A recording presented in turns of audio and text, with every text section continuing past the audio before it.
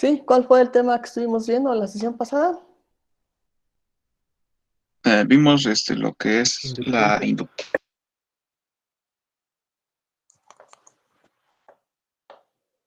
inductancia. Lo que, lo que es la inductancia. ¿Qué viene siendo la inductancia?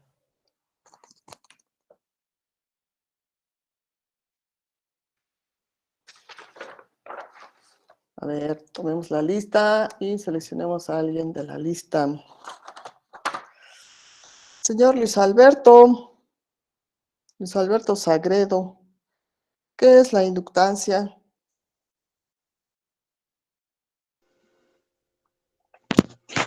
Bueno, es una propiedad que tienen las bobinas. Ajá, ¿en qué consiste la propiedad? Eh,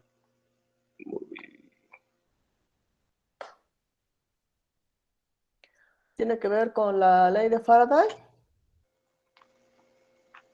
sí, ¿Qué nos dice la ley de Faraday? me parece que es que cuando circula la corriente por una bobina se genera un campo eléctrico, Un campo magnético. Ajá, magnético, perdón. sí. ¿Qué más?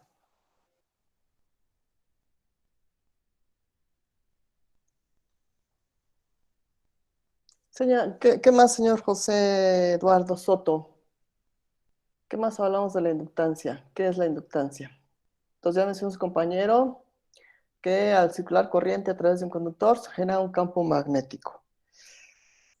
Señor José Eduardo Soto, ¿qué más? ¿Qué más pasa en la inductancia?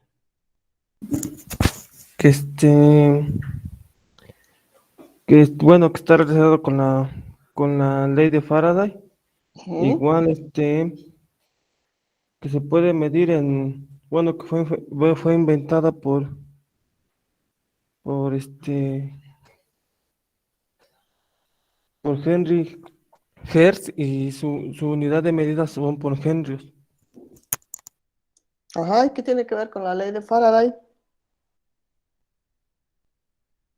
¿Qué es lo que dice la ley de Faraday? Señor Luis Fernando Pérez Bautista, ¿qué es lo que dice la ley de Faraday?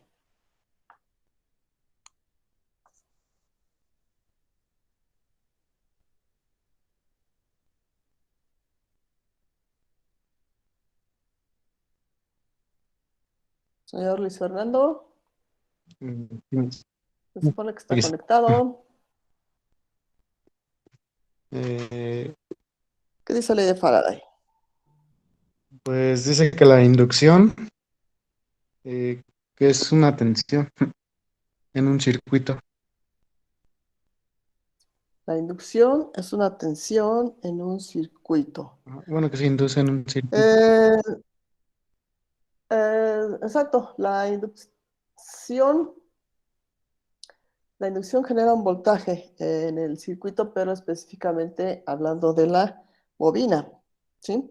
Ya que, ¿qué viene siendo la bobina, señor Luis Fernando? ¿Bobina o inductor? ¿Qué es? Son espirales, lo cual, como dijeron mis compañeros, al momento de introducirle un voltaje a una corriente, genera un campo magnético. Ese campo magnético se almacena por un cierto tiempo y cuando es descargado, poco a poco se va disminuyendo tanto la energía y el campo. Ok. Señorita Cintia, a ver, está levantando la mano, ¿qué nos quiere comentar? Bueno, que sería la oposición a un cambio de corriente, ¿no? Ujú. Sí, sí, cuando hay variaciones de corriente, dice Faraday, se va a inducir, va a aparecer un voltaje. ¿Cómo llamamos a este voltaje inducido en la bobina? ¿FEM o fuerza contraelectromotriz?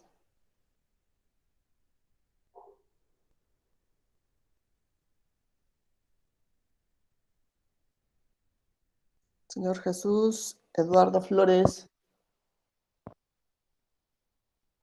o señorita Solís, ¿sí lo sabe? Bueno, es que no sé si esté bien, pero creo que es lo mismo, ¿no? La FEM y la fuerza electromotriz. Ujú.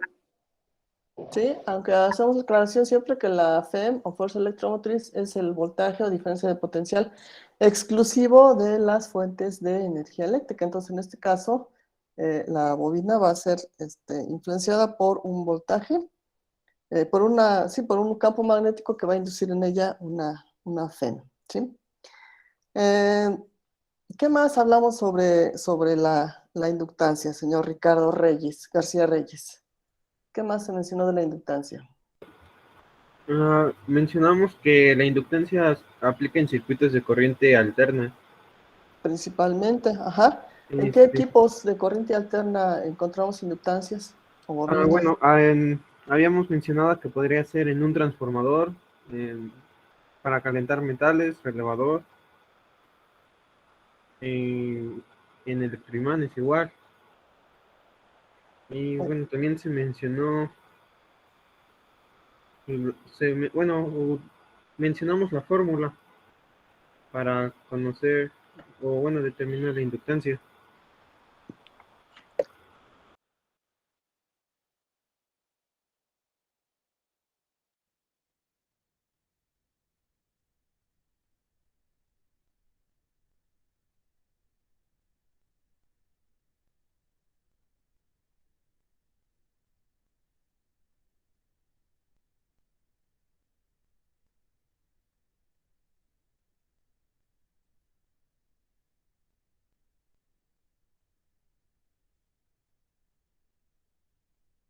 Ok, ok.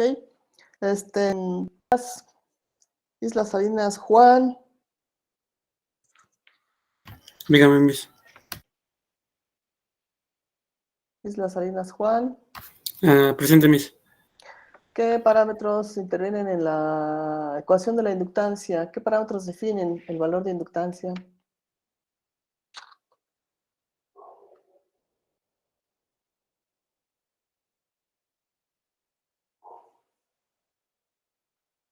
Estaríamos El por flujo aquí. magnético de la corriente y la corriente. Eso es lo que influye al voltaje inducido. Pero el valor de la inductancia, hasta veíamos un video donde se mencionaba cada uno de los parámetros y se veía cómo cambiaba la inductancia. Lo de que era el número de espiras y eso. Exacto, sí. El número de espiras, la longitud y creo que... Es que tenía un nombre medio extraño, pero aquí lo tengo en mi libreta. La permeabilidad. Sí, la permeabilidad magnética. La permeabilidad magnética, ajá, ¿y qué más? Si es la longitud, la permeabilidad magnética. Y el centro, algo del centro, tenía que ver. El área. El área, sí, El el área área de la bobina. bobina. Bien, señorita Teresa de Jesús, ¿cómo puedo encontrar la inductancia equivalente de varias inductancias conectadas en serie? Se suman.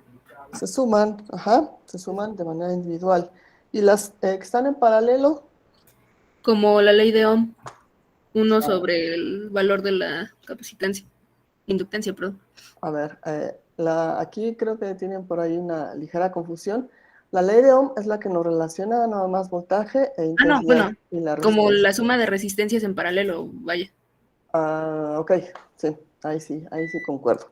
Perfecto. Bueno, entonces vamos a continuar con un ejercicio más que nos faltó para terminar de ver inductancia y después entramos a capacitancia, a capacitor o condensador, que es el otro elemento almacenador de energía que nos va a interesar estudiar en esta competencia. Bien, entonces vamos con el ejemplo que está pendiente, es el ejemplo final de este tema.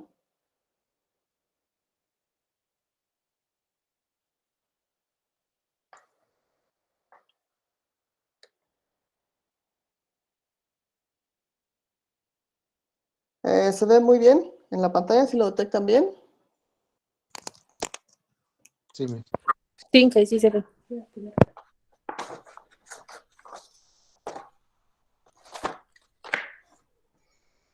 ¿Qué tipo de circuito tenemos ahí? Un circuito mixto. Un circuito mixto, correcto, es un circuito mixto.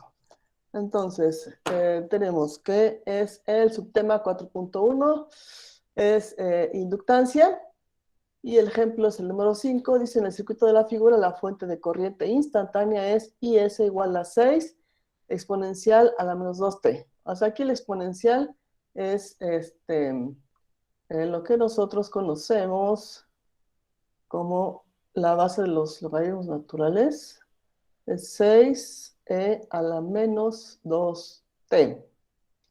E a la menos 2t, y en este caso son miliamperes. Entonces, la forma de onda de la corriente, de la fuente de corriente, es de tipo exponencial con un valor de 6 y un exponente de menos 2t. Dice para t mayor a 0, e I1 de 0 es igual a 4 miliamperes. I1 de 0 o I de 0, ¿cómo conocemos a este término? Como la condición inicial. Es la condición inicial. Entonces nos están diciendo que la corriente 1, que es la que está señalada aquí, para un tiempo 0 ya tiene un valor de 4 miliamperes. Entonces recuerden ustedes que la función principal de la bobina es almacenar energía en medio de un campo magnético. Entonces esta energía va a quedar determinada por la corriente que tenemos almacenada.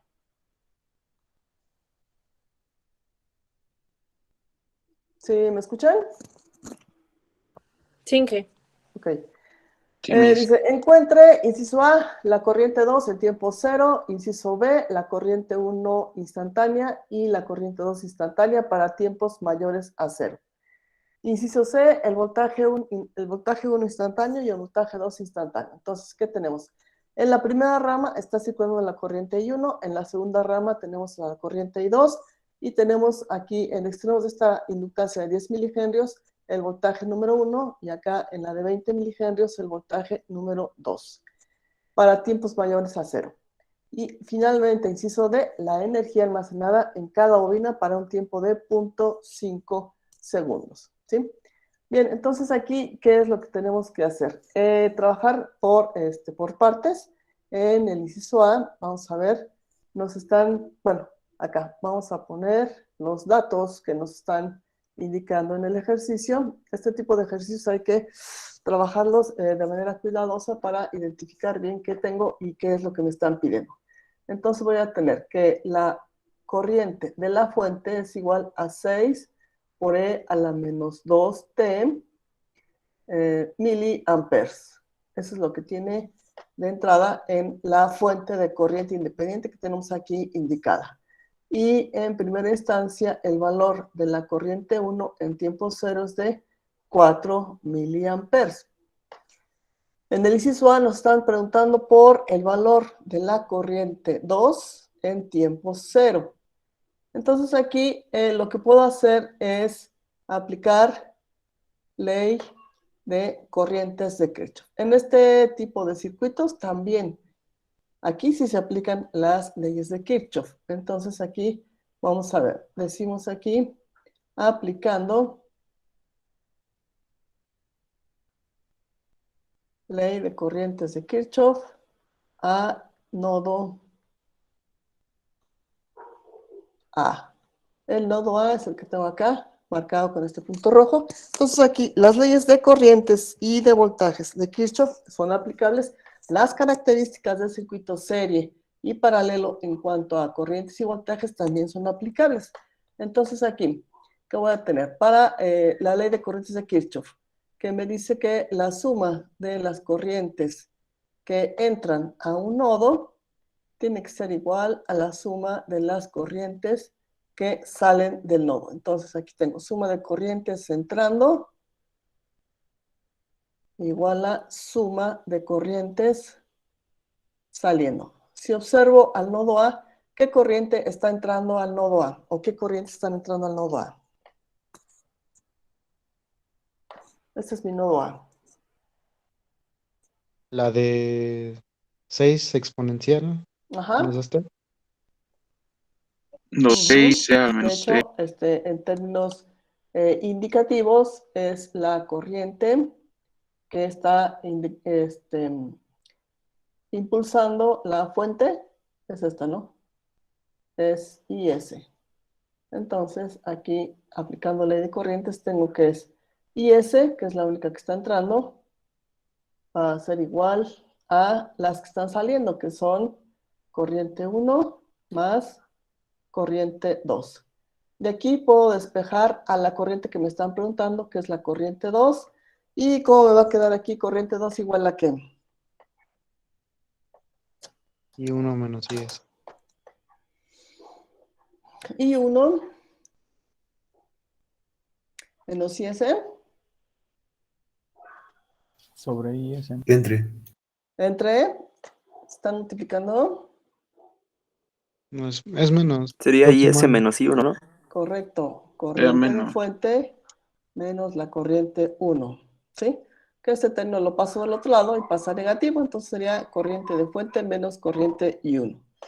Ahora, como estaban preguntándome el valor específico de la corriente 2 para tiempo 0, entonces tengo que sustituir aquí el valor de la corriente de fuente en tiempo 0, que serían 6 por E a la 0, porque tengo que sustituir en tiempo t igual a 0, menos la corriente 1 en tiempo 0. Esta corriente 1 en tiempo 0 ya me la están dando como dato. Entonces, la corriente 2 en tiempo 0 va a ser igual a E a la 0, ¿a qué es igual? Cualquier cantidad elevada a la 0, ¿a qué es igual? A 1. A 1. Entonces, aquí vamos a tener que serían 6 menos el valor de la corriente 0, perdón, la corriente 1 en tiempo 0, que son 4 miliamperes. Entonces, aquí serían 2 miliamperes. Eso es lo que vale la corriente 2 para el tiempo 0.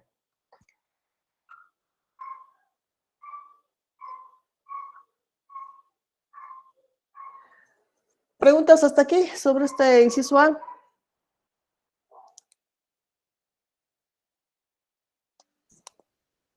Miss, ¿de dónde salió el 4? Acá. ¿Ya lo vio? Ah, sí, ya, Miss. Gracias. De nada. Vamos entonces con inciso B. El inciso B me están preguntando por, bueno, acá fue la corriente 2 en tiempo 0.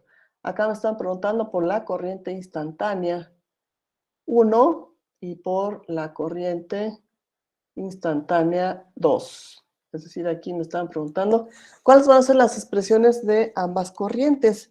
Entonces aquí, como tengo la corriente total y tengo los valores de las inductancias, aquí puedo aplicar divisor de corriente.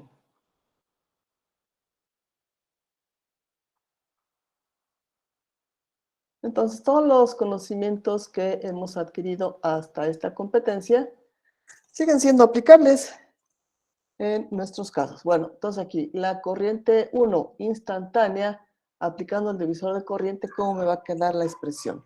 La corriente 1 es esta, la que está por la inductancia de 30 milihenrios. Entonces, ¿cómo escribo el divisor de corriente para esta corriente 1? Sería IS por 20 milihenrios sobre 30 milihenrios. IS, que es la corriente total que está entrando, que va a multiplicar a 20 milihenrios sobre 30. ¿Sobre cuánto? 30 milihenrios. 30 milihenrios. Sería sobre 50, ¿no? Sí, serían 30 más 20, porque es la suma de las inductancias de ambas fuentes. Entonces, aquí esto sería igual a IS es 6 por E a la menos 2T. Esta es la corriente instantánea de fuente por 20 entre 50. Entonces aquí vamos a ver cómo me queda la expresión de la corriente 1. 20 sobre 50 nos da 0.4 y 0.4 por 6. ¿Cuánto nos da? Según esto nos da 2.4 por E a la menos 2T miliamperes. Entonces, esta es la expresión que tengo para la corriente en la inductancia 1. Entonces, la corriente instantánea para la inductancia 2, siguiendo el mismo modelo del divisor de corriente, ¿cómo me quedaría escrita? Ahora para la inductancia 2. Sería IS, Sí, entre paréntesis el tiempo, por 30 sobre 50. correcto. Entonces, estos serían 6 por e a la menos 2t, que es lo que tengo para la corriente total, entre 30 sobre 50. ¿Cuánto nos da esta operación, por favor? ¿Cuánto nos va a dar la Da corriente 2? Punto 30 sobre 6. 50. Ya haciendo todas las operaciones. 3.6 por E a la menos 2 temis. Gracias. 3.6 por e a la menos 2t miliamperes.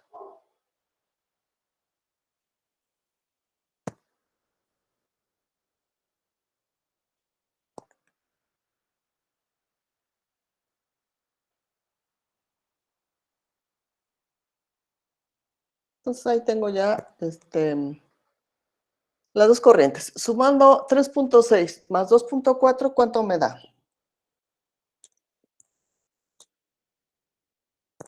6. 6. 6, que es el coeficiente que tengo acá para la corriente total. Bueno, hasta aquí preguntas en el inciso B.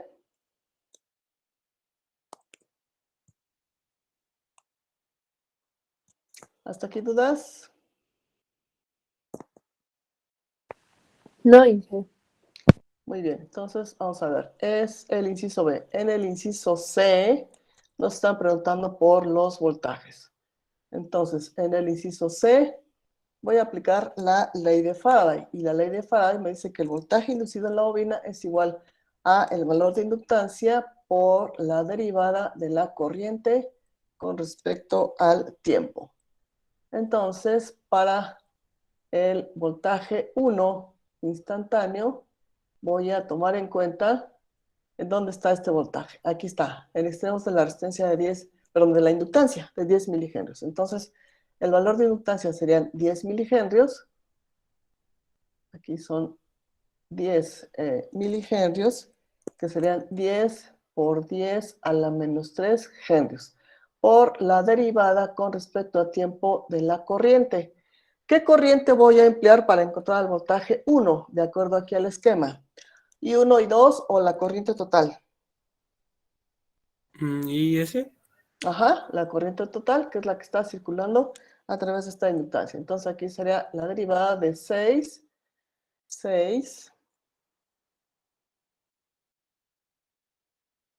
por el exponencial de menos 2t,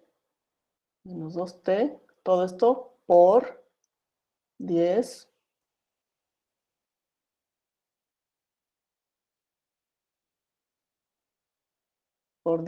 a la menos 3.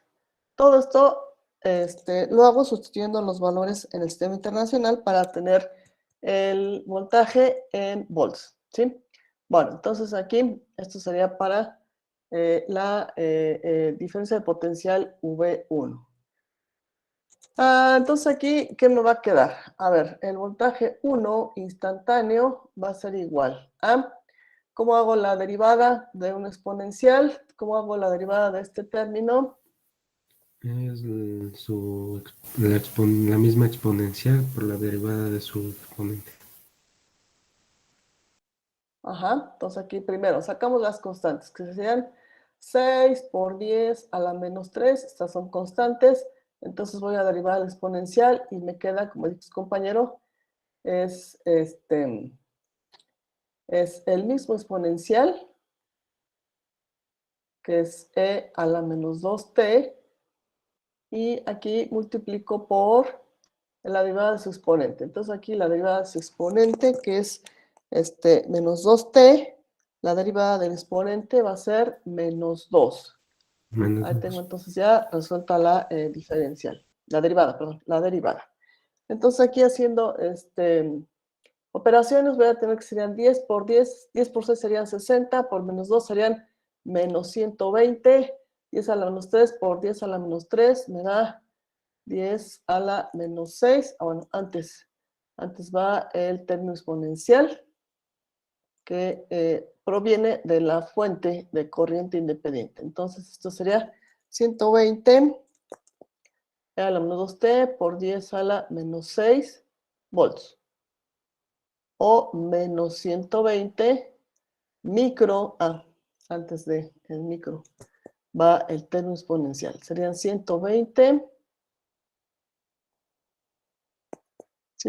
por e a la menos 2t y son microvolts, ¿sí? Entonces, aquí tenemos ya el voltaje 1. Para el voltaje 2, tengo que emplear la misma ecuación, que es la ley de Faraday, y observo en el circuito, el voltaje 2 está en extremos de la inductancia de 20 milihenrios, por lo tanto voy a ocupar la corriente 2 instantánea, que la tengo por acá. Entonces aquí, haciendo la sustitución en la ecuación, el voltaje 2 serían 20 por 10 a la menos 3 henrios, que es el valor de la inductancia en henrios, por la derivada con respecto al tiempo de la corriente 2, que es 3.6 por e a la menos 2t, por 10 a la menos 3 amperes. Entonces aquí trabajamos de manera similar para encontrar el voltaje 2 y sería entonces 20 por 10 a la menos 3 por 3.6 por 10 a la menos 3 por el exponente e a la menos 2t y por el resultado de su derivada, que es menos 2. Entonces, esto que nos quedarían serían 20 por 3.6 y por menos 2. Esto nos da menos 144. El exponente e a la menos 2t y acá por 10 a la menos 6 volts. Resulta entonces que el voltaje 2 instantáneo también va a ser igual a menos 144 por e a la menos 2t microvolts. Entonces ahí ya tengo la respuesta del inciso C. ¿Hasta ahí preguntas? ¿Hasta ahí dudas?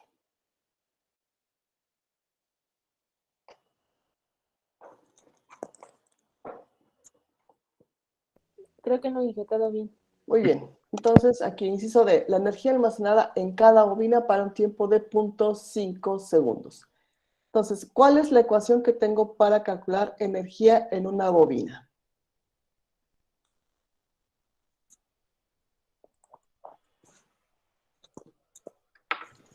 ¿Cuál es el modelo matemático de la energía en la bobina?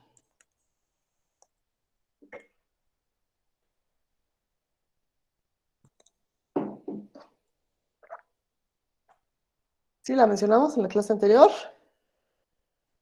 Creo que sí, Miss. ¿De qué depende la energía en la bobina? Del voltaje por el tiempo y entre algo, Miss. Ya no me acuerdo qué era entre qué. En esta competencia es importante que se aprendan las ecuaciones, los modelos matemáticos de las variables que vamos a estar encontrando. Entonces aquí pueden ir haciendo su formulario o inclusive en el libro de texto viene una tablita en donde viene un resumen de ecuaciones. Profe, WL era Bueno, un entonces, medio de la inductancia por I al cuadrado, algo así, ¿no? correcto, es un medio de la inductancia por la intensidad de corriente al cuadrado. Entonces, para encontrar la energía, me dicen que hay que encontrar la energía, a ver, vamos a releer lo que dice el inciso D, a la energía almacenada en cada bobina. Entonces, aquí tengo que encontrar la energía almacenada en cada inductancia para un tiempo específico de 0.5 segundos. 0.5 segundos. ¿Sí? Entonces, voy a empezar por evaluar mis corrientes para la inductancia, perdón, para la energía en la inductancia que está en la entrada, que es esta inductancia 1. Tengo que tomar en cuenta entonces la corriente que circula a través de ella, que es la corriente de la fuente. Entonces aquí para la inductancia, para la energía en la inductancia 1, tengo que tomar en cuenta a la inductancia 1 y la corriente de fuente. Entonces vamos a evaluar a la corriente de fuente en el tiempo específico que me están pidiendo para encontrar la energía. Entonces, la corriente de fuente va a ser 6 por E a la menos 2 por el valor de tiempo específico que me están diciendo que es 0.5 por 10 a la menos 3 amperes. Entonces, E a la menos 2 por 0.5 sería E a la 1 y E a la 1, según la calculadora, E a la 1, a la menos 1, perdón, E a la menos 1 nos da de 0.3678 y al multiplicarlo por 6, vamos a obtener que la corriente de fuente va a ser igual a 2.20 por 10 a la menos 3 amperes. Vamos entonces con la corriente 1 que voy a ocupar para encontrar la energía almacenada. Según esto, la corriente 1 pasa a través de la inductancia de 30 milihenrios. Entonces vamos a ver la corriente 1. En la corriente 1 tenemos una expresión de 2.4 por E a la menos 2 por T, que sería también 0.5 por 10 a la menos 3, y al hacer la evaluación del exponencial con el coeficiente que está acompañando a la corriente 1, vamos a tener que esto nos da de 0.88 por 10 a la menos 3 amperes. Verifiquen las cuentas, por favor. Si estoy bien en los resultados. O si estoy mal, me avisan. Entonces, para la corriente 2 es de 3.6 por E a la menos 2 por 0.5 segundos por 10 a la menos 3. Esto viene siendo igual a 1.32 por 10 a la menos 3 amperes. ¿Están correctos los resultados? ¿Ya los verificaron?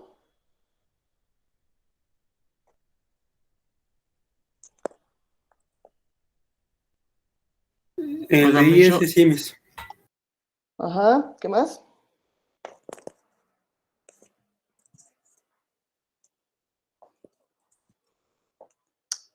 Bueno, entonces vamos acá ya con el cálculo de las energías. Entonces tenemos aquí la energía para la inductancia de 10 milihenrios. Esta es la inductancia que está en la entrada del circuito. Entonces aquí ya tenemos el valor de la corriente de fuente y el valor de la inductancia. Entonces aquí sería, siguiendo la ecuación, un medio de la inductancia, que en henrios es 10 por 10 a la menos 3. Y aquí voy a sustituir el valor de la corriente que ya encontré, 2.20 por 10 a la menos 3. Esta es la corriente. Y esto al cuadrado. Ahora, la energía para la inductancia 1, que serían de 30 milihenrios. La inductancia de 30 milihenrios sería igual a un medio de 30 por 10 a la menos 3 por el valor de la corriente que pasa a través de ella, que es la corriente 1, y que nos dio acá 0.88 por perdón, 0.88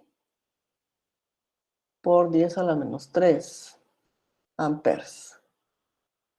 Por 10 a la menos 3 amperes, y esto al cuadrado.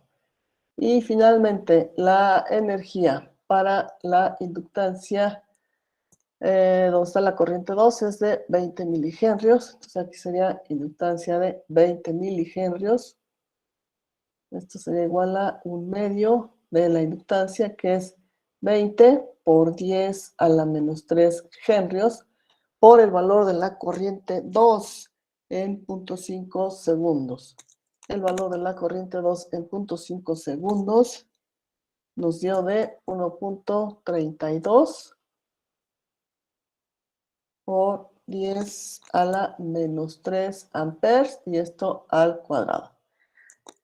Según haciendo las operaciones, vamos a tener que la energía para la inductancia de 10 milihenrios es de 2.43 por 10 a la menos 8 joules.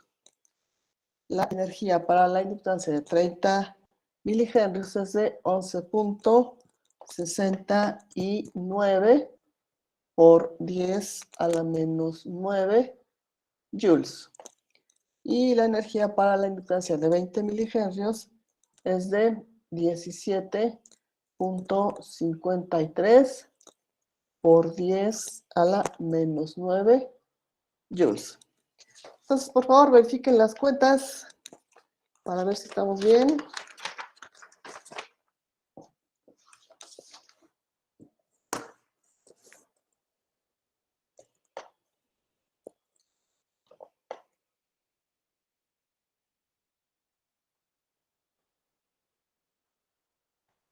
Entonces, esas son las energías almacenadas. Y damos entonces por respondidos todos los incisos en los que nos están preguntando datos importantes del circuito. ¿Preguntas hasta aquí, dudas? Ahí, bueno, las respuestas de ahorita de la energía, a mí nada más me varían las decimales. Yo quiero pensar porque pues, estamos utilizando dos decimales, que 2.20 por 10 a la menos 3, 0.88. Pero bueno, los resultados enteros sí me dan como es, no hay problema en eso, ¿sí? No, no hay problema. Es correcto, entonces. Bueno, preguntas entonces sobre el ejercicio. ¿Dudas?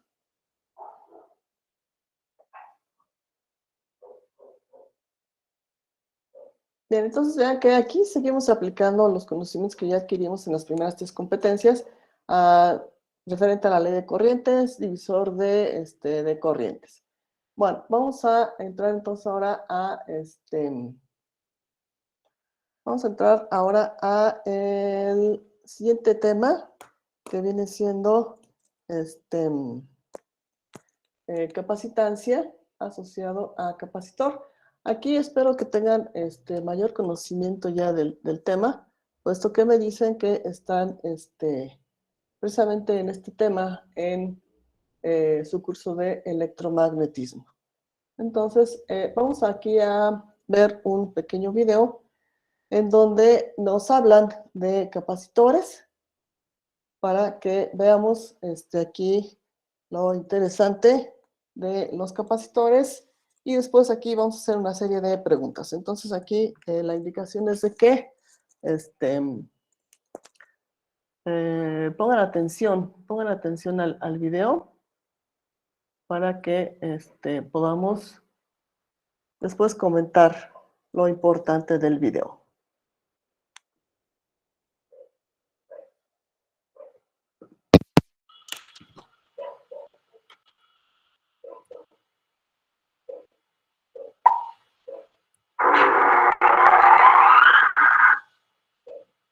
Hola chicos, soy Raúl, de Mentalidad de Ingeniería. En este vídeo vamos a ver capacitores para aprender cómo funcionan, dónde los usamos y por qué son En Miss no se ve. Recuerde que la electricidad es peligrosa y puede ser fatal. Debe estar calificado y capacitado para realizar trabajos eléctricos.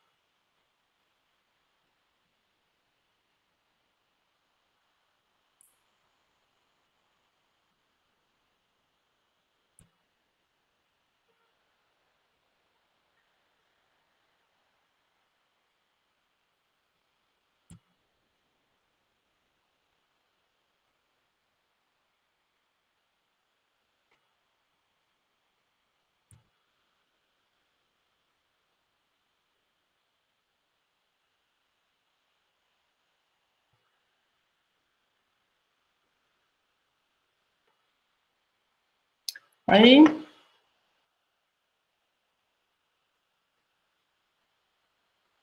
No toque los terminales. ¿Ahí se ve? No, mister. No, tampoco, mis. No, mis.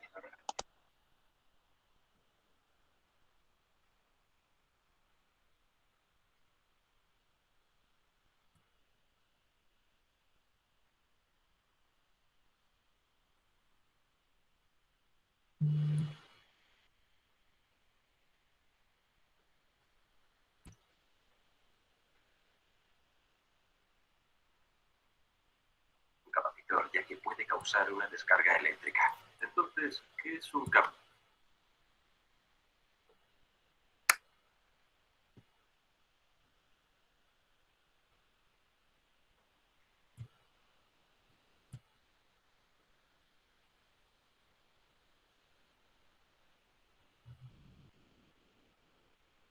Ahí sí ya se Ya ve. ahora sí ya se ve, mis. Ok, entonces vamos con la reproducción.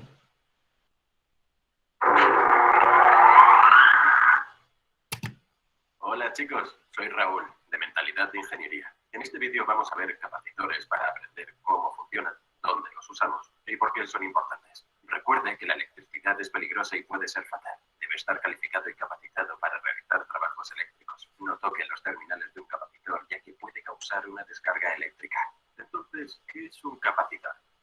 Un capacitor, o también conocido como condensador, almacena una carga eléctrica. Es un poco como una batería, excepto que almacena energía de una manera diferente. No puede almacenar tanta energía, aunque puede cargar y descargar su energía mucho más rápido. Esto es muy útil y es por eso que encontrará capacitores utilizados en casi todas las placas de circuitos. Entonces, ¿cómo funciona un capacitor? Quiero que primero pienses en una tubería de agua con agua fluyendo a través de ella. El agua continuará fluyendo hasta que cerremos la válvula. Entonces, no puede fluir agua. Si después de la válvula dejamos que el agua fluya hacia un tanque, el tanque almacenará parte del agua, pero continuaremos haciendo que el agua fluya fuera de la tubería. Cuando cerremos la válvula, el agua dejará de verterse en el tanque. Pero aún así obtendremos un suministro constante de agua hasta que el tanque se vacíe. Entonces, podemos usar un tanque de agua para almacenar agua y suavizar las interrupciones en el suministro. En los circuitos eléctricos, el capacitor actúa como el tanque de agua y almacena energía. Puede liberar esto para suavizar las interrupciones en el suministro. Si activamos y desactivamos un circuito simple muy rápidamente sin un capacitor, la luz parpadeará. Pero si conectamos un capacitor al circuito, entonces la luz permanecerá encendida durante las interrupciones, al menos durante un corto periodo de tiempo, porque el capacitor ahora está descargando y alimentando el circuito. Dentro de un capacitor básico tenemos dos placas metálicas conductoras que generalmente están hechas de aluminio. Estos estarán separados por un material aislante dieléctrico como la cerámica. Dieléctrico significa que el material se polarizará cuando esté en contacto con un campo eléctrico. Veremos qué significa eso en breve. Un lado del capacitor está conectado al positivo del circuito y el otro lado está conectado al negativo. Por un lado del capacitor puede ver una franja y un símbolo. Esto indicará que este es el negativo. Además, la parte negativa será más corta. Si conectamos un capacitor a una batería, el voltaje empujará los electrones desde el terminal negativo hacia el capacitor. Los electrones se acumularán en una placa del capacitor, mientras que la otra placa liberará a su vez algunos electrones. Sin embargo, los electrones no pueden pasar a través del capacitor debido al material aislante. Finalmente, el capacitor tiene el mismo voltaje que la batería y no fluirán más electrones. Ahora hay una acumulación de electrones en un lado. Esto significa que hemos almacenado energía y podemos liberarla cuando sea necesario. Debido a que hay más electrones en un lado en comparación con el otro y los electrones están cargados negativamente, esto significa que tenemos un lado que es negativo y un lado que es positivo, por lo que hay una diferencia de potencial o una diferencia de voltaje entre los dos. Podemos medir esto con un multímetro. El voltaje es como la presión. Cuando medimos el voltaje, medimos la diferencia o la diferencia de potencial entre dos puntos. Si imagina una tubería de agua a presión, podemos ver la presión con un manómetro. El manómetro también compara dos puntos diferentes. La presión dentro de la tubería en comparación con la presión atmosférica fuera de la tubería. Cuando el tanque está vacío, el medidor lee cero porque la presión dentro del tanque es igual a la presión fuera del tanque, por lo que el medidor no tiene nada con lo que comparar. Ambos son la misma presión. Lo mismo con el voltaje. Estamos comparando la diferencia entre dos puntos. Si medimos a través de una batería de 1,5 voltios, leemos una diferencia de 1,5 voltios entre cada extremo. Pero si medimos el mismo extremo, entonces leemos 0 porque no hay diferencia. Es lo mismo. Volviendo al capacitor, medimos y leemos una diferencia de voltaje entre los dos debido a la acumulación de electrones. Todavía obtenemos esta lectura incluso cuando desconectamos la batería. Si recuerdas, con imanes, los opuestos se atraen y atraen uno hacia el otro. Lo mismo ocurre con la acumulación de electrones cargados negativamente. Se sienten atraídos por las partículas cargadas positivamente de los átomos en la placa opuesta, pero nunca pueden alcanzarlos debido al material aislante. Esta atracción entre los dos lados es un campo eléctrico que mantiene los electrones en su lugar hasta que se hace otro camino. Si luego colocamos una pequeña lámpara en el circuito, ahora existe un camino para que los electrones fluyan y lleguen al lado opuesto. Entonces los electrones fluirán a través de la lámpara, alimentándola, y los electrones llegarán al otro lado del capacitor. Sin embargo, esto solo tendrá una corta duración hasta que la acumulación de electrones se iguale en cada lado. Entonces el voltaje es 0, por lo que no hay fuerza de empuje y no fluirán electrones. Una vez que conectemos la batería nuevamente, el capacitor comenzará a cargarse. Esto nos permite interrumpir la fuente de alimentación y el capacitor proporcionará energía durante estas interrupciones. Entonces, ¿dónde usamos capacitores? Se ven un poco diferentes, pero son fáciles de detectar. En las placas de circuito tienden a parecerse a estos, y podemos verlos representados en dibujos de ingeniería como estos. También obtenemos capacitores más grandes que se usan en motores de inducción, ventiladores de techo o unidades de aire acondicionado. Y algunos así de grandes para corregir el factor de potencia deficiente en edificios grandes. Por un lado del capacitor encontraremos dos valores. Estos serán la capacitancia y el voltaje. Medimos la capacitancia del capacitor en unidades de faradios que mostramos con una F mayúscula, aunque generalmente mediremos un capacitor en microfaradios, por lo que tenemos un símbolo de micro justo antes de este que se parece a la letra U con una cola. El otro valor es nuestro voltaje, que medimos en voltios con una V mayúscula. En el capacitor, el valor del voltaje es el voltaje máximo que el capacitor puede manejar. Hemos cubierto el voltaje en detalle en un vídeo aparte. Consulta los enlaces a continuación. Este capacitor tiene un valor de voltaje determinado y si excedo este valor, explotará. Lo mostraré de nuevo con nuestra cámara lenta. Ah, genial. Entonces, ¿por qué usamos capacitores? Una de las aplicaciones más comunes de capacitores en grandes edificios es para la corrección del factor de potencia. Cuando se colocan demasiadas cargas inductivas en un circuito, las formas de onda de corriente y voltaje no estarán sincronizadas entre sí y la corriente se quedará atrás del voltaje. Luego usamos bancos de capacitores para contrarrestar esto y volver a alinear los dos. Hemos cubierto el factor de potencia antes con gran detalle. Consulta los enlaces a continuación. Otra aplicación muy común es suavizar los picos de voltaje al convertir AC a DC. Cuando usamos un puente rectificador completo, la onda sinusoidal de AC se voltea para hacer que el ciclo negativo fluya en una dirección positiva. Esto engañará al circuito para que piense que está recibiendo corriente continua. Pero uno de los problemas con este método son las brechas entre los picos. Pero como vimos anteriormente, podemos usar un capacitor para liberar energía en el circuito durante estas interrupciones y eso suavizará la fuente de alimentación para que se parezca más a una fuente de DC. Podemos medir la capacitancia y el voltaje almacenado usando un multímetro. No todos los multímetros tienen la función de capacitancia, pero dejaré un enlace a continuación para el modelo de multímetro que yo utilizo. Deben tener mucho cuidado con los capacitores, ya que ahora sabemos que almacenan energía y pueden mantener alto voltaje durante mucho tiempo, incluso cuando están desconectados de un circuito. Para verificar el voltaje, cambiamos a voltaje de DC en nuestro medidor y luego conectamos el cable rojo al lado positivo del capacitor y el cable negro al lado negativo. Si obtenemos una lectura de varios voltios o más, entonces deberíamos descargarla conectando de manera segura los terminales a una resistencia y continuar leyendo el voltaje.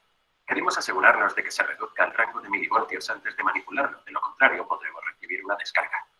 Para medir la capacitancia simplemente cambiamos el medidor a la función de capacitor. Conectamos el cable rojo al lado positivo y el cable negro al lado negativo. Después de un breve tiempo el medidor nos dará una lectura. Probablemente obtendremos una lectura cercana al valor indicado, pero no exacta.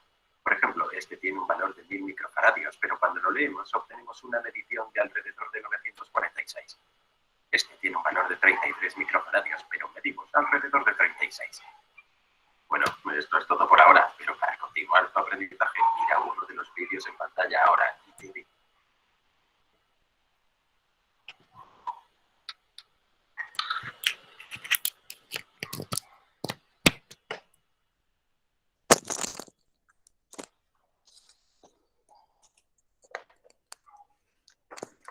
Bien, entonces vamos aquí con preguntas relacionadas a la información que nos presentaron.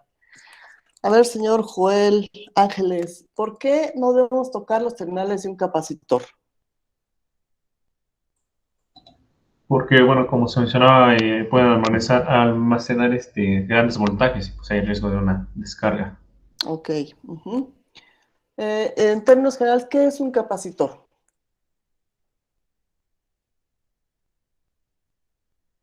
Bueno, pues es un dispositivo que almacena energía y, bueno, se puede incluso usar para corregir el factor de potencia, como lo dice ahí. Muy bien, entonces, Almacenar un símbolo. ok, es un dispositivo eléctrico que almacena energía. Correcto. Señorita Evelyn, ¿cómo funciona el capacitor?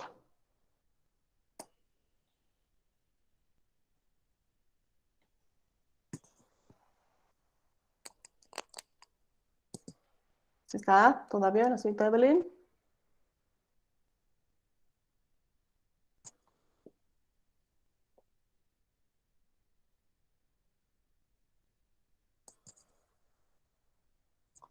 A ver, señor Sebastián, está levantando la mano. Díganos. Bueno, el capacitor, su función, empieza a partir desde que nosotros lo energizamos. Al momento de nosotros energizarlo, se empieza a cargar.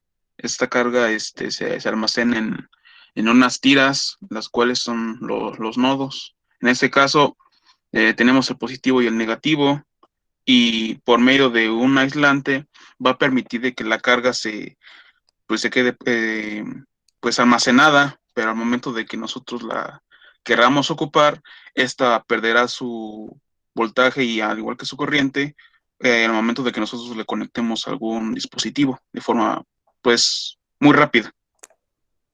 Muy bien, sí. Señor Uriel Peña, ¿se parece a la batería el capacitor?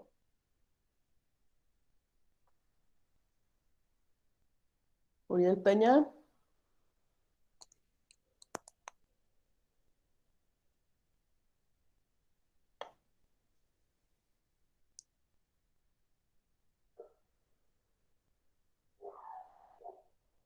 Señor Gerardo Hinojosa, Sí, Miss. ¿se parece a la batería al capacitor? Sí se parece en el sentido de que puede, ¿cómo decirlo? Puede suministrar carga. Ajá. Pero ¿cuál es la diferencia básica?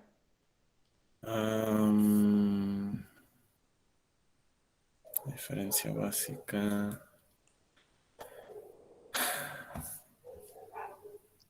Diferencia básica y muy importante.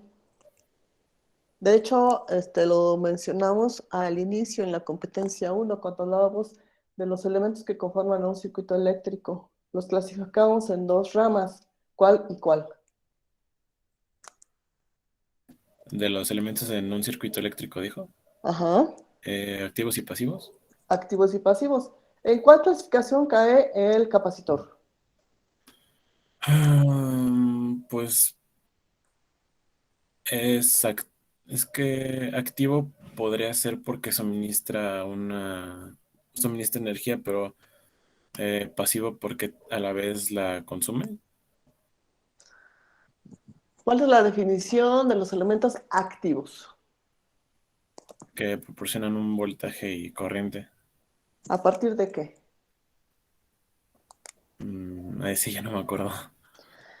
Los elementos activos son aquellos capaces de producir energía a partir de otro tipo de energía. Entonces, aquí la batería, ¿a partir de qué energía produce energía eléctrica? La batería o pila. Señor Gerardo.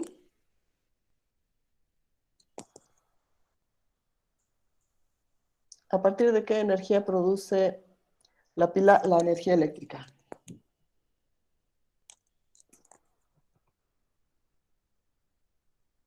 No sabré decirlo, la verdad. Sigo procesando lo que me está diciendo. ¿Perdón? No sabría decirle, o sea, No, no sé.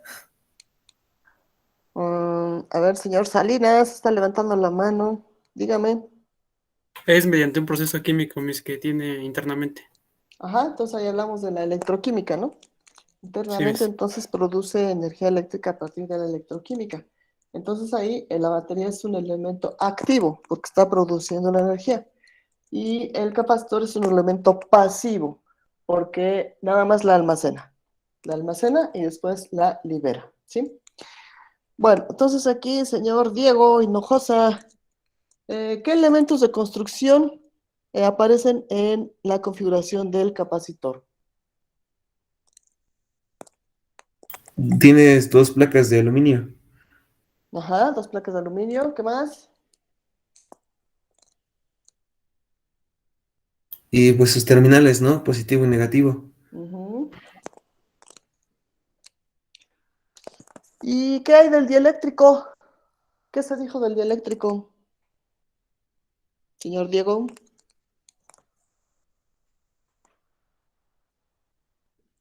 Que es el material que se polariza cuando está en contacto con un campo eléctrico, ¿no?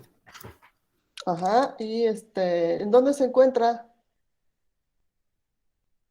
Si hablo del capacitor, ¿en dónde se encuentra?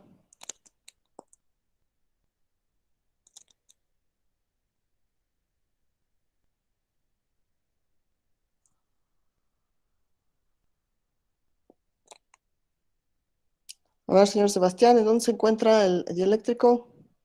Bueno, el dieléctrico se encuentra entre las dos terminales, la positiva y la negativa. Se menciona un aspecto, un fenómeno físico que llaman polarización. ¿Qué dijeron sobre la polarización cuando mencionaron al dieléctrico, señor Sebastián? ¿Qué es la polarización?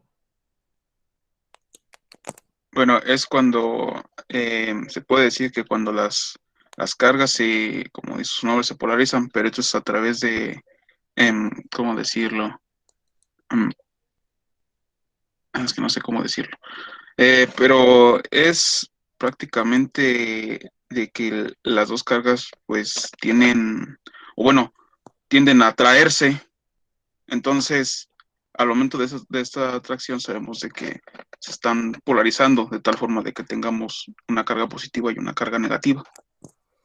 Cuando hablamos de Pero, polarización, ajá, bueno, la cosa es de que no se pueden, pues, unir porque los está limitando el dieléctrico. ajá. A ver, señor Salinas, ¿qué más quiere agregar? Bueno, ya con lo que comentó el compañero, pues sabemos que es un proceso que forma dipolos. Y pues el eléctrico no permite que se traspasen de unos a otros y como sabemos los positivos se atraen con los negativos. Ajá, entonces cuando hablamos de polarización estamos hablando de un acomodo de cargas. Una de las placas va a adquirir carga positiva y la otra carga negativa. Entonces, sabemos que los portadores de carga son los electrones, son los que se mueven. Entonces, cuando una placa libera electrones, entonces está adquiriendo mayor carga positiva. Y cuando los electrones llegan a la otra placa, acumulándose como carga negativa, entonces queda cargado negativamente. Y como mencionas, compañero Sebastián, no hay forma de que atraviesen el dieléctrico, a menos que sufra un rompimiento eléctrico, es decir, a menos que el campo eléctrico y el voltaje aplicado se sobrepase. ¿Qué pasa cuando sobrepaso el voltaje para el cual está diseñado un capacitor? Explota. Señorita Adalín.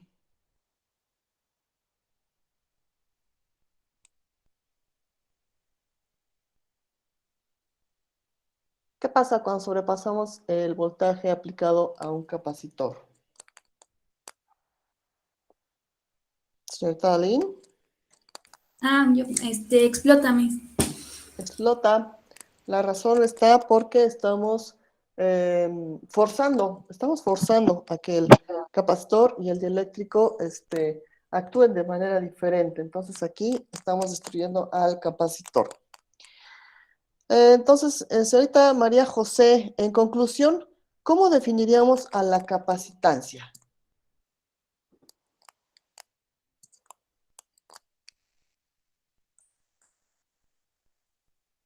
¿Está la señorita María José? Sí, que puede almacenar carga eléctrica y que puede cargar y descargar esa energía y que no se debe de tocar los terminales porque como lo mismo que está almacenando energía, pues no. A ver, entonces aquí nos mencionó así de manera muy rápida las características del capacitor.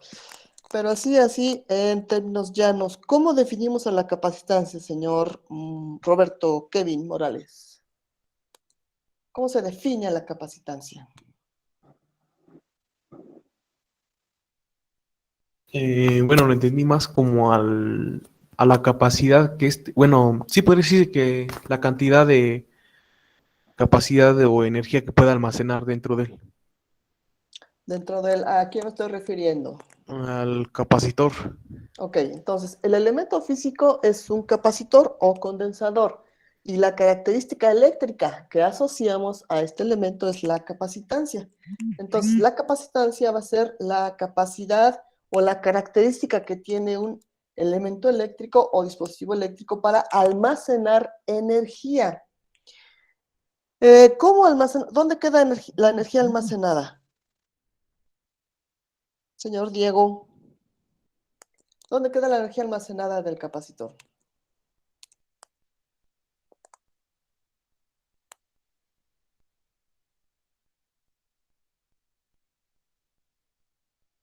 Señor Diego, ¿no está? A ver, señor Sebastián, ¿dónde queda la energía almacenada en el capacitor? La carga queda almacenada justamente en la parte del dieléctrico y entre en este caso, los polos positivo y el negativo. Como se están atrayendo uno con el otro, pues se retiene la carga con ese mismo efecto. Ajá, y entonces, ¿la energía dónde queda?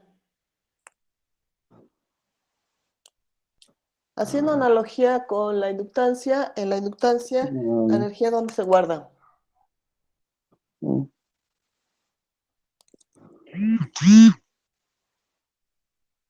A ver, señor Jiménez, Domínguez, Juan Felipe, dígame. Vi que la energía se guardaba en el lado negativo del capacitor. En esa placa se almacenaba y por el lado positivo se liberaba. Más bien ahí estamos hablando de la carga. Se almacenaría en la lámina metálica, ¿no? Que está entre el dieléctrico. No, aquí están olvidando algo muy importante. Cuando ya están acomodadas las cargas, cuando ya se polarizaron las placas, ¿qué aparece en medio de las placas o en el dieléctrico?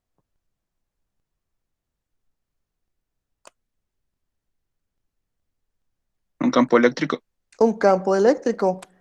De hecho, entonces la energía queda almacenada en el campo eléctrico, así como afirmamos que en la inductancia, la energía queda almacenada en el campo magnético. Entonces, para el capacitor, la energía queda almacenada en el campo eléctrico. Señor Christopher Pérez, ¿sí está? ¿Sí está el señor Christopher Pérez?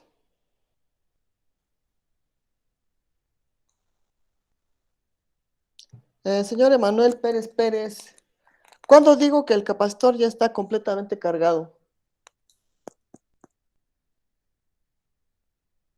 Señor Emanuel Pérez Pérez.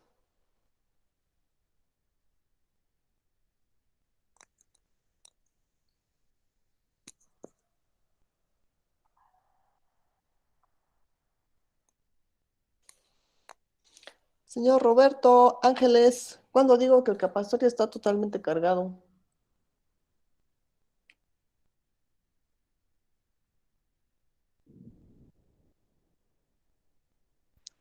¿Cuándo qué, profe? Perdón. ¿Cuándo digo que el capacitor está completamente cargado? ¿O qué condiciones se dan cuando ya digo que el capacitor está completamente cargado?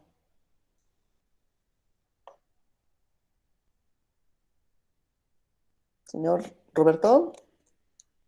Es cuando se retira la fuente. Con se retira la fuente. ¿Qué dice el señor Sebastián? ¿Opina lo mismo?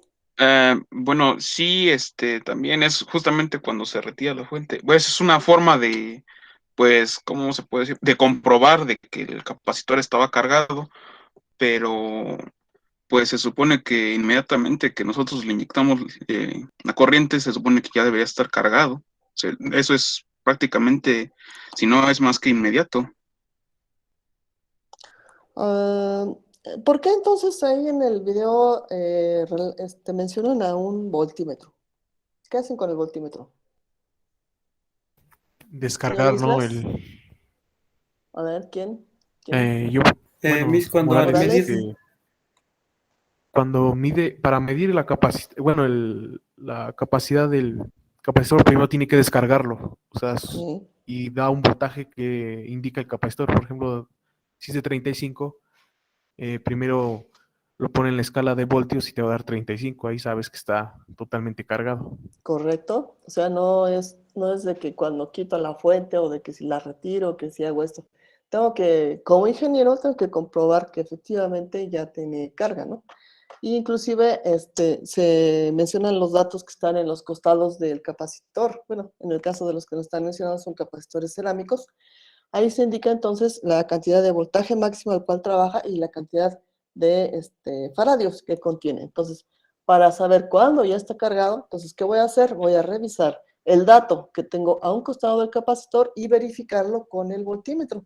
Entonces, cuando ya el voltímetro me dé el voltaje al cual está rotulado el capacitor, ya estoy completamente seguro de que el capacitor está cargado, ¿sí?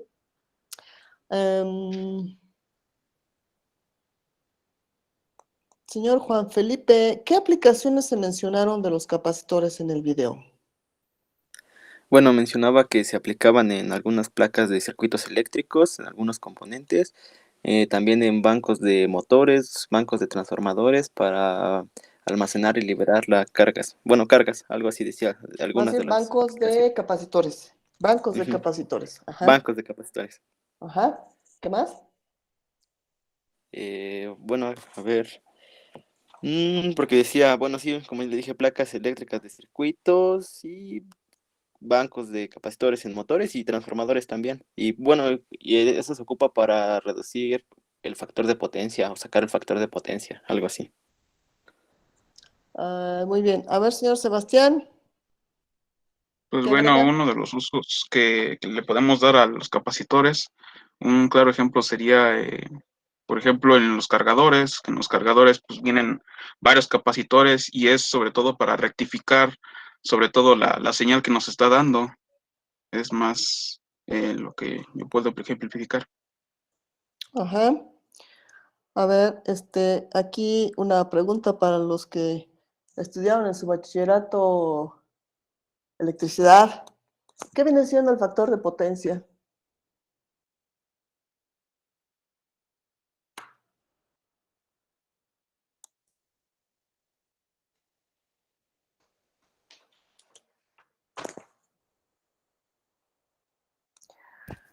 Bueno, yo lo que recuerdo, mis, es que era prácticamente como, por decirse, la relación que es entre la potencia aparente y la activa. Que podría decirse que la potencia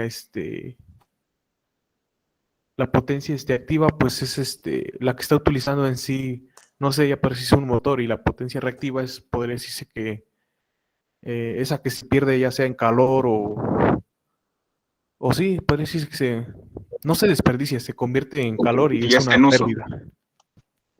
Es como que mide cuánta potencia se absorbe, ¿no, profe? Cuánta potencia activa, como menciona mi compañero, se absorbe en un elemento. Sí, básicamente ¿Sí? ¿Salinas? también podría ser como la potencia que se consume para poder realizar algún trabajo, ¿no, Miss? Sí, sí, sí, de hecho tiene que ver con potencias y tiene que ver con pérdidas, como menciona su compañero Kevin. De hecho, el factor de potencia es un porcentaje de qué tan eficiente es una instalación eléctrica, es decir, qué tanta energía de la que consume está utilizando realmente y cuál es la que se desperdicia, como dijo su compañero. Entonces, cuando menciona en el video que se utiliza para corrección de factor de potencia, mencionaba que si agregamos varias cargas de tipo inductivo en una instalación, ¿qué era lo que pasaba cuando se agregan varias cargas de tipo inductivo en una instalación?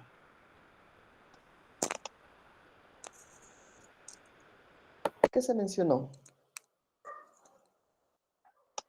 Pues que se estabiliza un poco más la carga. Cuando agrego cargas inductivas, No, más bien era como que el voltaje variaba mucho, ¿no? Y se tenía que corregir, algo así. aparecían dos pantallitas, ¿no? Dos pantallitas Más con la bien, onda, ajá. por ejemplo, digo, eran dos instrumentos como de medición, o sea, y creo que, pues sí, era de que había muchas variaciones, ¿no? O sea, tenías que corregirlo para que fuera como que ya se estabilizaran esas ondas, ¿no? De hecho, las dos ondas que aparecen son la de voltaje y la de corriente. Entonces menciona que para poder tener en fase el voltaje con la corriente, se tiene que agregar bancos de capacitores, porque la inductancia o las cargas inductivas hacen que la corriente se retrase con respecto al voltaje.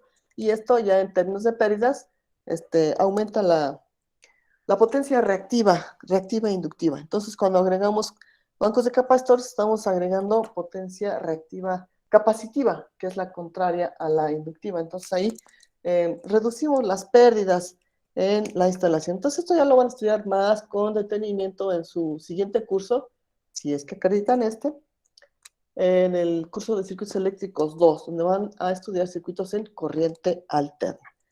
Bien, entonces aquí vamos a pasar a ver aquí una simulación de la aplicación que les dije. ¿Sí la buscaron? ¿Sí la vieron? ¿PET? ¿La aplicación? ¿La localizaron por ahí en internet?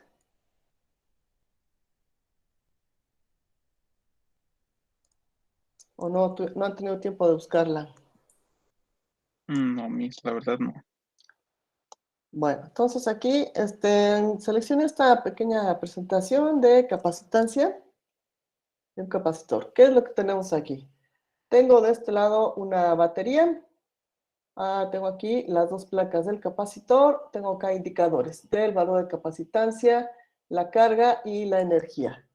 Acá tengo entonces lo que aparece en la gráfica, que sería las cargas en la placa, la barra gráfica y el campo eléctrico. Entonces vamos a ver aquí qué es lo que pasa.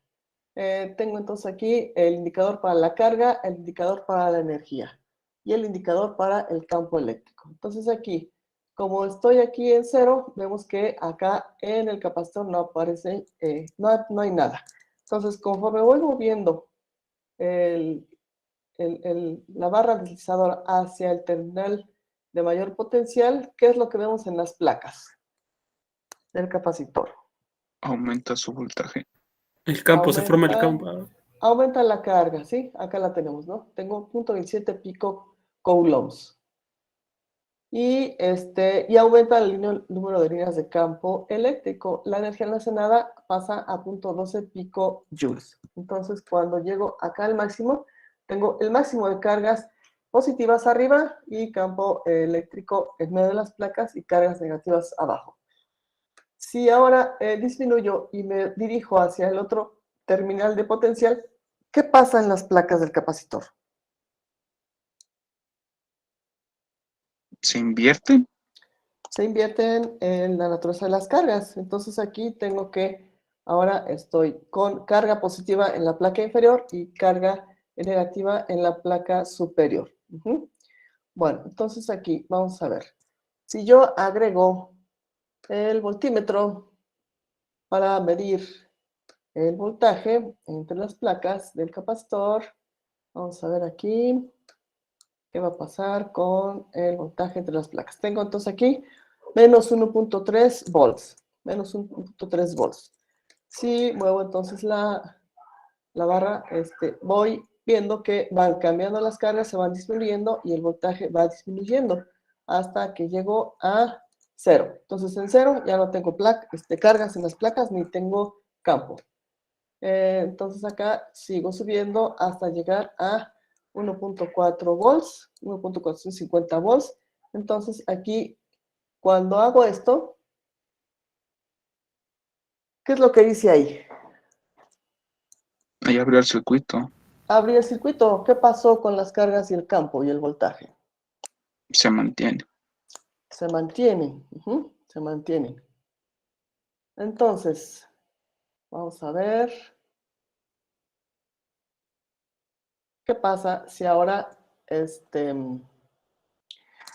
agregamos una lamparita? Entonces aquí cargo el capacitor hasta el máximo 1.5 volts y entonces cambio el interruptor.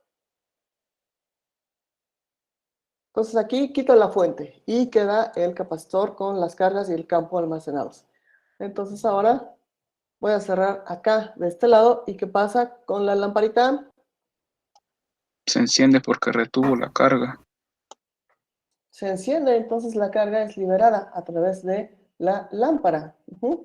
Entonces, vean que aquí es bien interesante esto de cómo funciona el capacitor.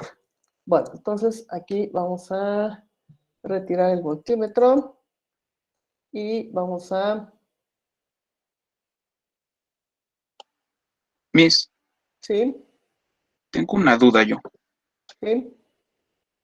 Bueno, se sabe de que las baterías pues, tienen una vida útil de carga, pero en el caso de los capacitores, ¿de qué depende esa vida útil? En este caso, si son electrolíticos, pues este caso del electrolito, pero en general, ¿de qué depende? De la vida útil de todos los materiales con los cuales esté fabricado. Como todo material, como todo tipo eléctrico, con el uso se va desgastando, se van desgastando los materiales. Entonces, puede ser que el dieléctrico sufra alguna perforación, entonces ya no funcione como debe de ser. Puede ser que las placas se desgasten. O sea, de eso depende la vida útil de un dispositivo, de cualquier dispositivo eléctrico. Bueno, entonces aquí vamos a poner atención sobre la capacitancia, la barra de capacitancia. Vamos a ver. Aquí, cuando hago esto, ¿qué estoy haciendo?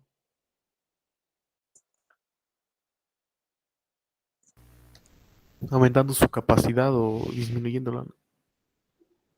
¿En base a qué? ¿Qué estoy modificando?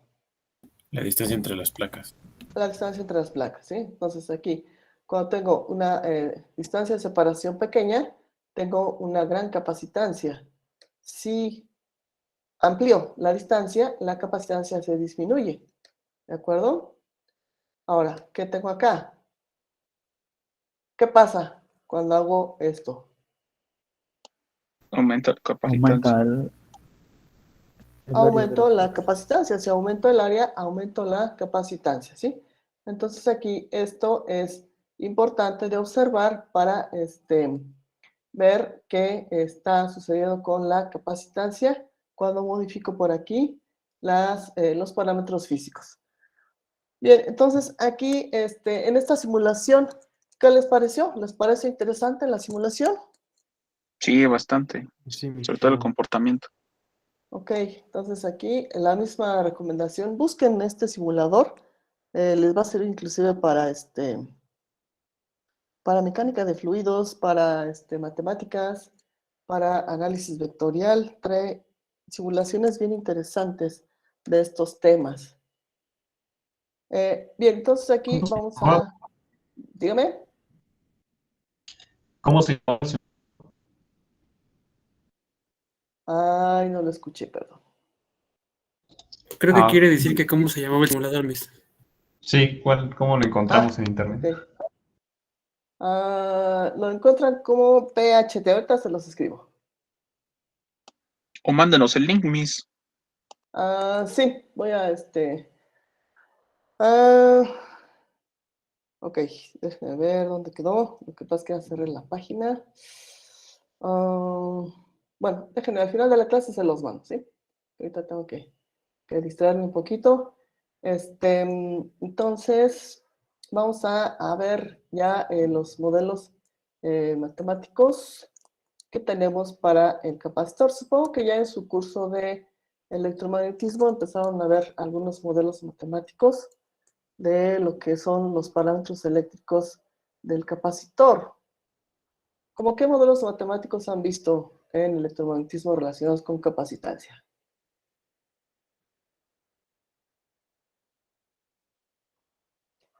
Modelos matemáticos ustedes los conocen comúnmente como fórmulas. ¿Qué fórmulas han visto?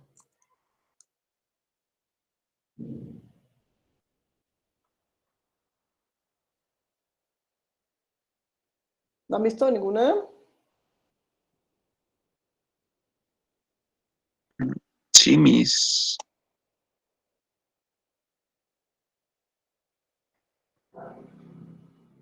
¿Cómo cuál? Pues una de ellas para sumar como tal las capacitancias. O bueno, los capacitores. Bueno, aquí están viendo lo que tengo en la pantalla. Sí, mis. ¿Alcanzan a leer lo que dice? Sí. Más o menos, mis. Entonces aquí vamos a hacer un resumen importante de todo lo que hemos estado hablando, tanto en el video como en la simulación.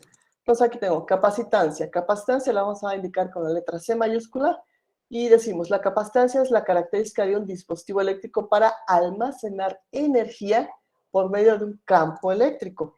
También es la posición de los cambios de voltaje dentro de un campo eléctrico. Esto queda de manifiesto en la ecuación que tengo acá de la corriente. Su modelo matemático es capacitancia igual a epsilon 0 por A sobre D. Epsilon 0 viene siendo la constante de permeabilidad del vacío, que es 8.85 por 10 a la menos 12 coulombs cuadrados sobre newtons por metros cuadrados. Esta constante también aparece en la ley de Coulomb, ¿sí la recuerdan?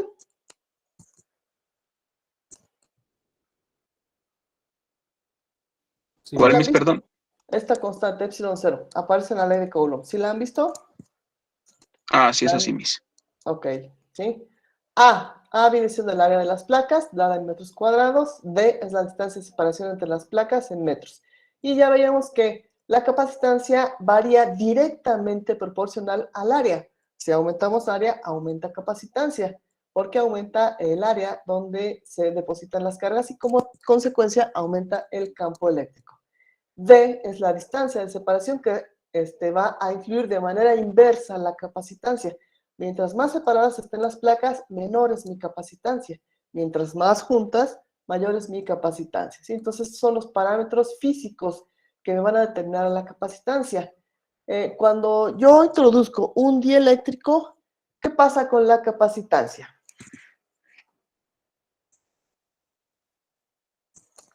O sea, esta ecuación está diseñada para un capacitor que está al vacío, donde no tengo nada entre las placas. Pero, ¿qué pasa si yo agrego un dieléctrico? ¿Qué pasa con la capacitancia? Agrego un dieléctrico entre las placas. ¿Qué pasa con la capacitancia? Se almacena en campo eléctrico, ¿no?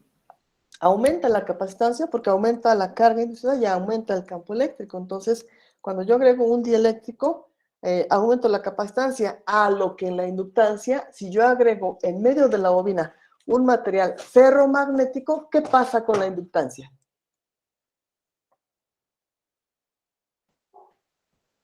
Aumenta. Aumenta, ¿sí? Entonces ahí estoy variando un parámetro físico que está involucrado en la construcción, en ese caso de la inductancia y en este caso de la capacitancia, ¿sí? Entonces, esta ecuación me permite evaluar a la capacitancia con elementos físicos, es decir, el medio en el cual están las placas, el área de las placas y la distancia. O también hay una ecuación básica que me relaciona a la carga con la capacitancia y a la diferencia del potencial con la capacitancia. La capacitancia también se define como la razón de carga a voltaje, ¿sí? Carga a voltaje. La capacitancia, ¿en qué se mide la capacitancia? ¿En qué se va a medir esta característica del capacitor? En faradios, ¿sí? En faradios. El faradio es una unidad muy grande de almacenamiento, entonces la mayor cantidad de capacitores, sobre todo se utilizan en las placas electrónicas, capacitores pequeños, capacitores cerámicos, están graduados en micro, en nanos o en picos faradios. A diferencia, por ejemplo, de los bancos de capacitores o capacitores especiales que están graduados en faradios. La carga, pues ya sabemos, es la carga de una de las placas y se mide en coulombs. Y V es la diferencia de potencial entre las placas, ¿sí? Entonces, este es el modelo matemático de la capacitancia involucrando cuestiones físicas o parámetros físicos o carga y voltaje. Esta es la ecuación de la corriente. La corriente va a ser directamente proporcional a la capacitancia y a los cambios de la diferencia de potencial con respecto al tiempo. Entonces, va a existir corriente en cuanto exista variación de campo. ¿Qué es entonces? I es la corriente eléctrica en amperes.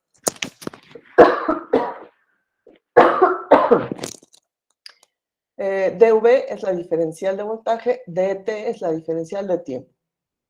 Aquí tengo la ecuación de voltaje. Aparece un término que es V de T0. V de T0. V de T0 es el voltaje almacenado en tiempo T0. De hecho, es la condición inicial. Es cuando el capacitor está cargado, tengo un voltaje y sé entonces que hay una energía almacenada. Entonces, esta es mi condición inicial de voltaje.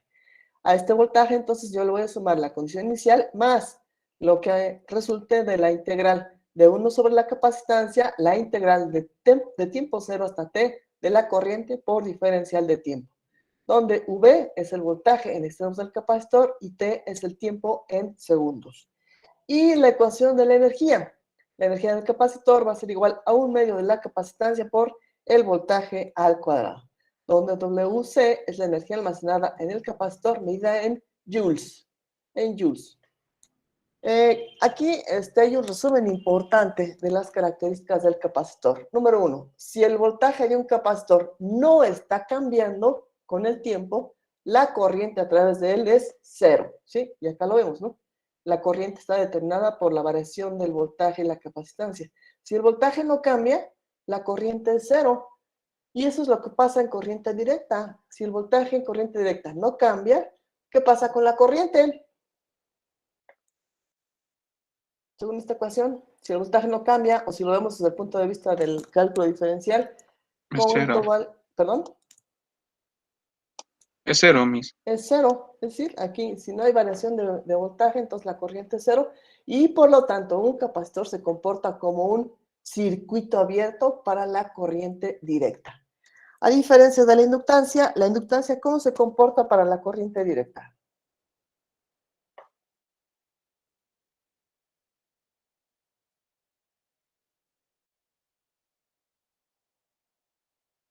Si el capacitor es un circuito abierto para corriente directa, ¿qué será la inductancia para corriente directa?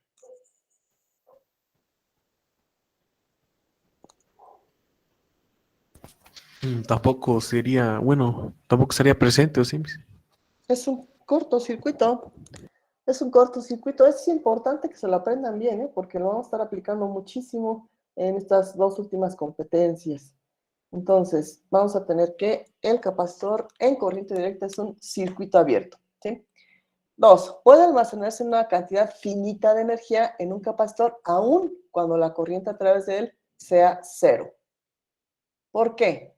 ¿De qué depende la energía en el capacitor, según esta ecuación?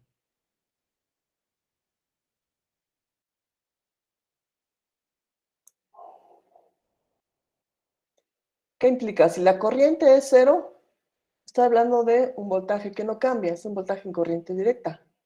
¿Creen ustedes que puedo generar energía en un capacitor con un voltaje en corriente directa?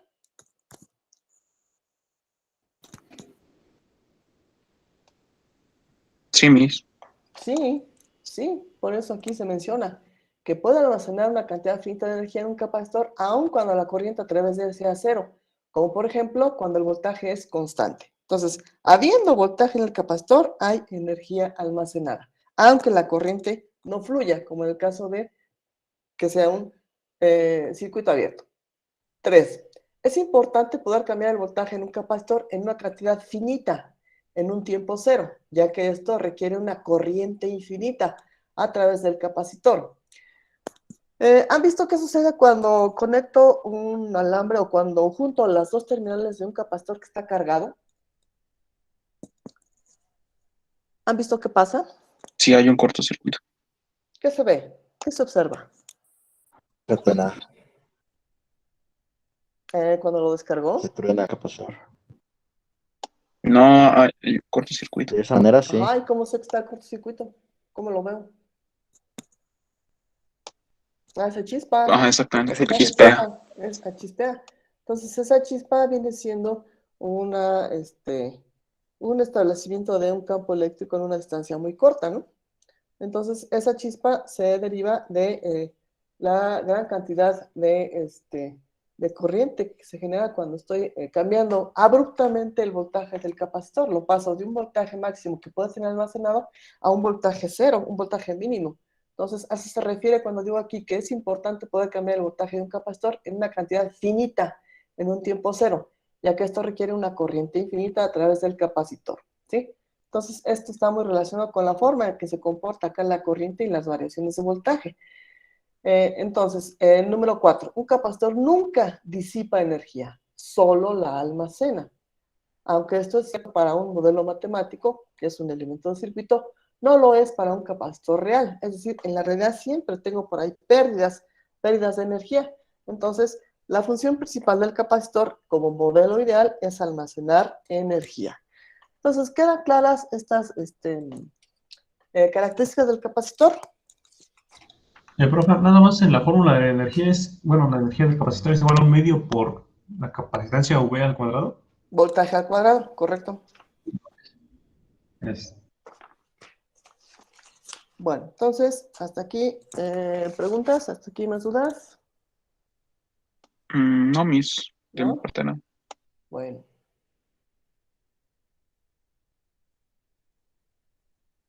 Entonces vamos a pasar a este ejemplo, ya con la aplicación de las ecuaciones que acabamos de mencionar. Entonces, estamos en sistema 4.1, capacitancia. Este es el ejemplo 2. No abordo el ejemplo 1 porque es más largo, este es más corto. En la siguiente sesión vamos a ver los demás ejemplos. Entonces, ejemplo 2. En referencia al siguiente circuito, determine, inciso A, la tensión en cada capacitor. Inciso B, la energía almacenada en cada capacitor. Entonces, aquí vamos a aplicar otra vez nuestro método de reducción y retorno. ¿En qué consiste nuestro método de reducción y retorno? ¿Quién recuerda en qué consiste este método?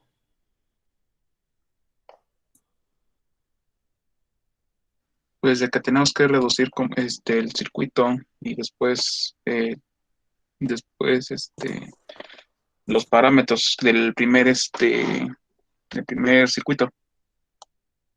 Primero reduzco el circuito a su expresión más sencilla y después me regreso, recorro todo el camino en reversa para ir calculando los parámetros del circuito. Entonces aquí tengo un circuito. ¿De qué tipo es este circuito? Ah, bueno, este es el símbolo del capacitor, se mencionó en el video. Este es el símbolo del capacitor.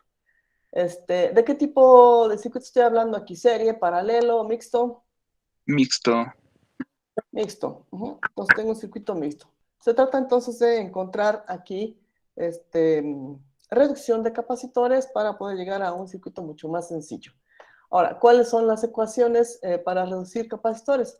Para capacitor en serie, lo trabajo con la suma de los inversos de las capacitancias individuales que pueda localizar en el circuito. Entonces sería 1 sobre la suma de los inversos de las capacitancias. Sería para la conexión serie. Esto es para conexión serie. Y para capacitores en paralelo, lo que hago es la suma directa de las capacitancias individuales de capacitores. Entonces, esto es para la conexión paralelo. Vamos a estar aplicando estas ecuaciones en diferentes momentos en la solución del ejercicio. Entonces, de entrada aquí yo puedo observar que el capacitor de 6 con el de 3 microfaradios, ¿cómo se encuentran conectados? En serie. Entonces aquí voy a calcular la capacitancia serie 1. Como son dos capacitores en serie, aplico por aquí nuestra ecuacióncita que usamos también para resistencias como el producto sobre la suma. Y esto nos da que el capacitor serie 1 es de 2 microfaradios. Acá tengo entonces ya dibujado el circuito, entonces este capacitor equivalente es de 2 microfaradios. Ahora entonces voy a hacer la reducción de estos dos elementos. ¿Cómo los tengo conectados? Paralelo. En paralelo. Entonces aquí sería mi circuito paralelo 1. Y para el paralelo, lo que tengo que hacer es entonces sumar directamente las capacitancias individuales del circuito para obtener entonces la capacitancia equivalente paralelo. Sería entonces aquí 2 más 2. Esta capacitancia es de 4 microfaradios. 4 microfaradios. Bien, entonces de acá ya tengo que el circuito pasa a estar compuesto. Si observo acá, tengo el circuito, el capacitor de 4 microfaradios del circuito original y el de 4 que acabo de obtener. Entonces el circuito con la fuente independiente de voltaje de 120 volts queda conectado así. Entonces aquí son 4 microfaradios, aquí son también 4 microfaradios. Aquí entonces hago otra reducción. ¿Cómo están conectados estos dos capacitores? Serie. En serie. En serie. En serie, ¿sí? En serie. Entonces aquí vamos a tener que la capacitancia equivalente o la capacitancia total sería 4 por 4 entre 4 más 4. Y esto nos da un valor de 2 microfaradios. Con esto entonces finalmente el circuito simplificado me queda con un capacitor de 2 microfaradios y la fuente de voltaje independiente de 120 volts. Entonces aquí ya hice la parte de la reducción. Entonces ahora voy de retorno y voy a ver qué me están preguntando. Me están preguntando la tensión en cada capacitor, la tensión o el voltaje. Entonces, ¿qué voy a tener aquí? Aquí al final voy a tener posibilidad de hacer el siguiente cálculo que nos va a servir para ir de retorno. Entonces el primer cálculo que voy a hacer aquí es calcular la carga total que tengo en el capacitor equivalente. Y la carga la despejo de la ecuación básica de capacitancia y me queda como capacitancia por voltaje. Entonces mi capacitancia es de 2 por 10 a la menos 6 faradios para que yo obtenga unidades de medida de la carga en coulombs por 120, que es el voltaje. Entonces aquí la carga total nos da de 240 por 10 a la menos 6 coulombs. Esa es la carga total que tiene mi capacitor equivalente. Ahora, yo recuerdo que esta capacitancia de 4 microfaradios, acá está de 4 microfaradios, es la capacitancia de los capacitores que están conectados en paralelo, que llamé capacitancia paralelo 1. Bien, entonces si de aquí yo utilizo esta carga, bueno, aquí hay una característica importante de los capacitores en serie. Para los capacitores en serie, la carga en cada capacitor es la misma. Eso sí lo han aprendido en electromagnetismo, de cómo se comportan las cargas en las conexiones serie paralelo de capacitores.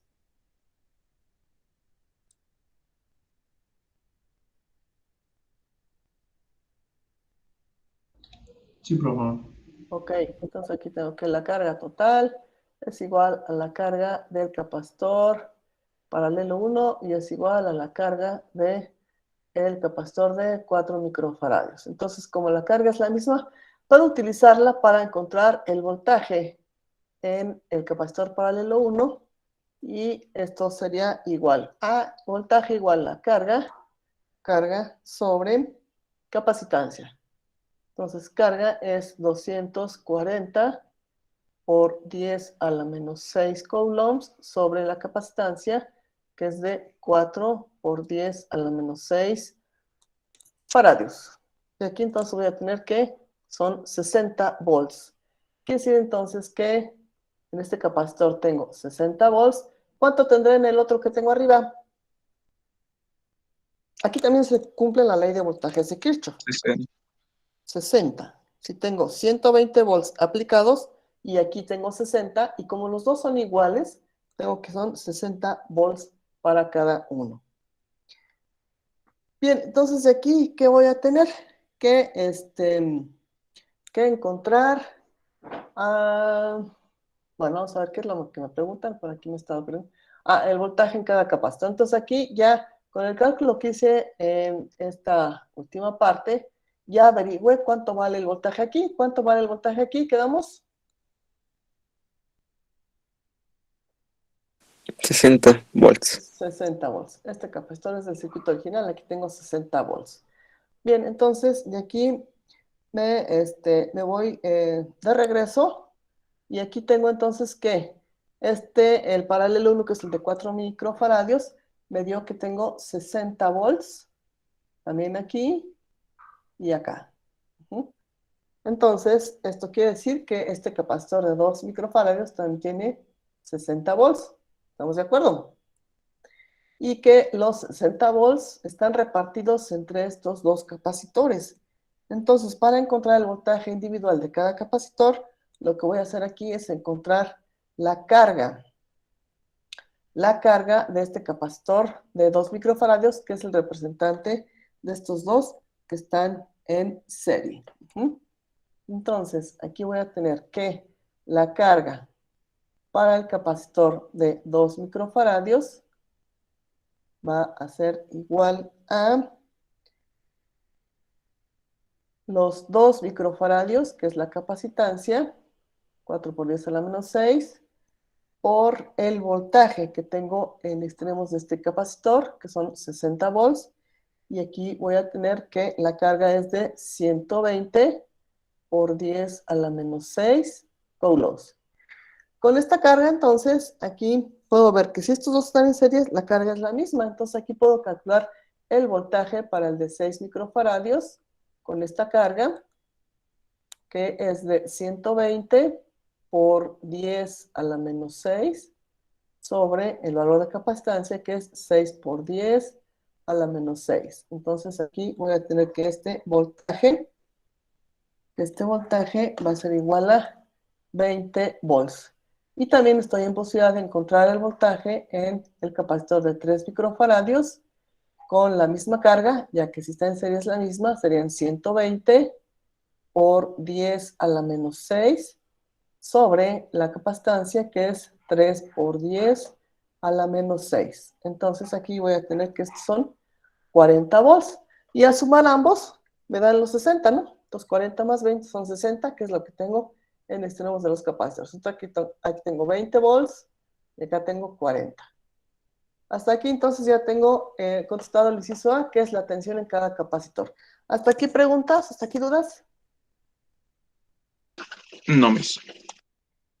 Bien, entonces aquí la energía es un medio de la capacitancia por el voltaje al cuadrado.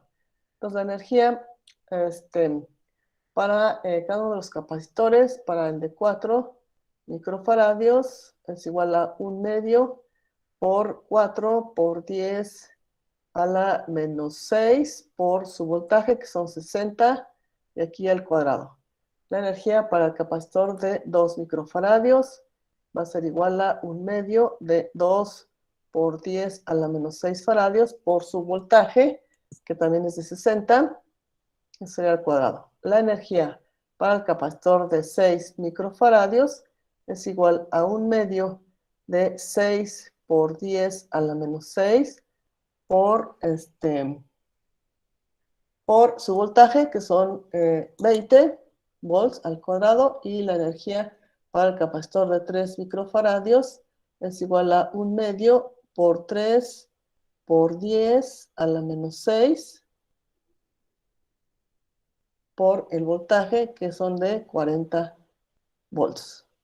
Aquí entonces vamos a tener que esta primera energía nos da de 7.2 por 10 a la menos 3 joules. La energía del capacitor de 2 microfaradios nos da 3.2 por 10 a la menos 3 joules. Y esta otra energía me da de 1.2 por 10 a la menos 3 joules. Y esta última energía nos da de 2.4 por 10 a la menos 6 joules. Bien, ¿preguntas hasta aquí? ¿Dudas sobre este ejercicio?